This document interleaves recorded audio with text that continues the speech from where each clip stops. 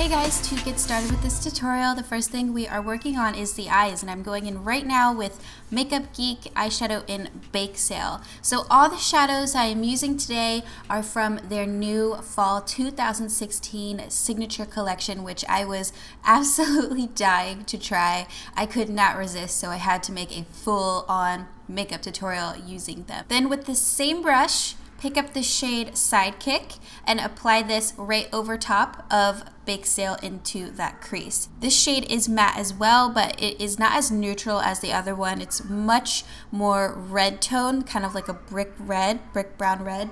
Minnie, calm down. My cat's going crazy. And what this is gonna do is just really help to warm up the look. So now we're going in with this pencil, and that was Makeup Geek Full Spectrum Eyeliner Pencil in Spice. Apply this only to the top lash line, and what that's going to do is help this shade, which we're putting on top, be more vibrant and pigmented, especially even like a little bit darker around that lash line area. So it's going to give the eye more definition. And this is called Pocket Change, and this actually is my favorite shadow from the entire collection. I love it. So after putting that onto the lid, now we can work one of the darker shades into the outer V to provide even more definition to the eye and just kind of smoke things out a little bit.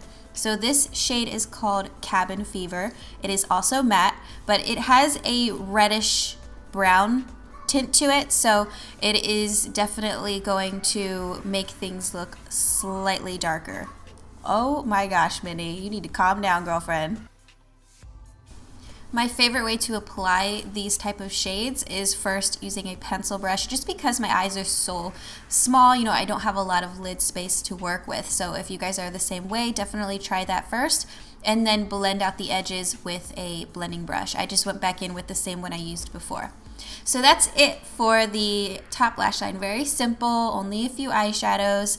Now we're applying lashes. These happen to be one of my favorites from the drugstore. They're by the brand Kiss, and they're in the style Lily. I think they're perfect for giving that more natural glam kind of look, where they look super fluttery and long, but not too dramatic. Elf primer, I love that one. It's got sunscreen in it, which is a bonus, but also it just feels really good on my skin, and it helps my foundation to last longer. And the foundation I'm using is Maybelline Fit Me in number 125, blending that out with my Real Techniques sponge. For my concealer and bronzer today, I decided to go in with the LA Girl Pro HD Concealers. This one is in Natural. I'm using this to highlight. So we're working this under the eye area, also down the nose, on the forehead, on the chin, on the cupid's bow, basically anywhere that you want your face to look brighter. So all of the high points of your face. Then go in with your blending sponge and blend away.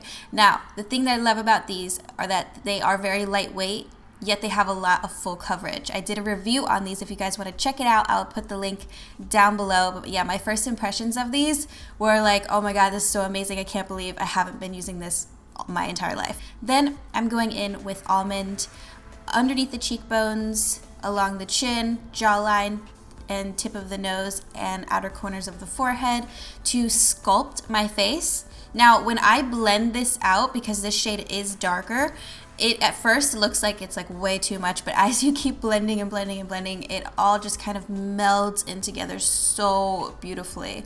And with this specifically, what I wanted it to do was to add more color to my face, because I had just self-tanned and I wanted to make sure that my face matched my body, because the foundation was looking a little bit light on me.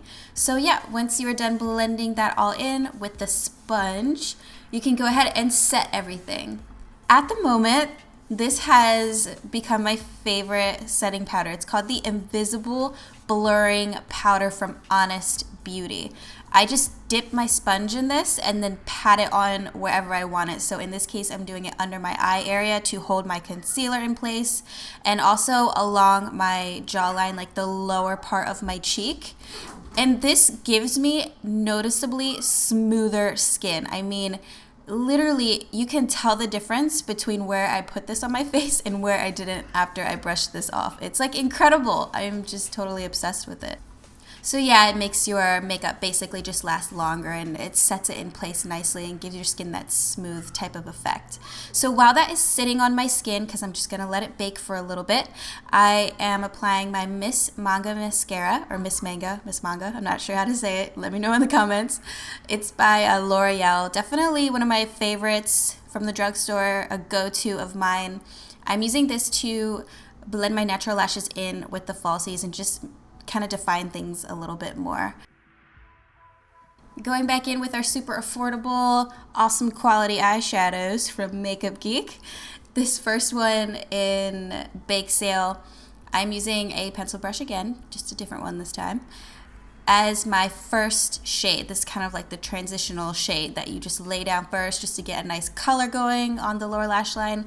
And then I'm going in with Sidekick, the second shadow we used, to give everything some warmth down there. You don't want to use too much of this because then your eyes are going to look like red, like you have an infection, so be kind of careful with that shade. Then you want to go in with Cabin Fever and just press this in to the lower lash line. You don't have to like bring this down super far or anything. You just want to simply darken that lash line area, so just kind of gently press it in. And personally for me, doing my lower lash line like that is one of my favorites because it gives a nice smoked out kind of natural feel instead of it being super heavy. Then I finished the eyes off with a little bit of that Spice Full Spectrum eyeliner pencil and my Miss Manga mascara on the lower lashes.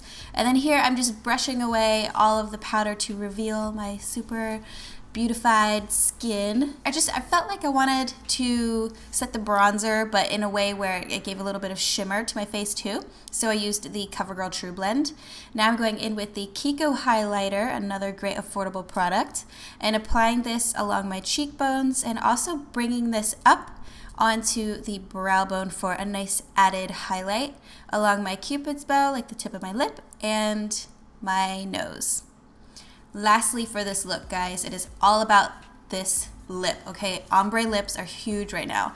So in order to get this, you want to start first with a darker lip pencil. This one is from OFRA Cosmetics, and let me tell you guys, if you have never used OFRA before, you are 100% missing out. I mean, that's the kind of brand that I get really excited for when they send me things in the mail. Like, I'm literally peeing my pants. It's like I'm so excited because everything is so good. These lip pencils are something else, I'm telling you guys. So anyway, I'm using the shade Chestnut, and I'm just lining my entire outer lip with this, and then lining the inner part of my lip. So the whole thing is being lined with this lip liner pencil. Then I'm going in with the OFRA Long Lasting Liquid Lipstick.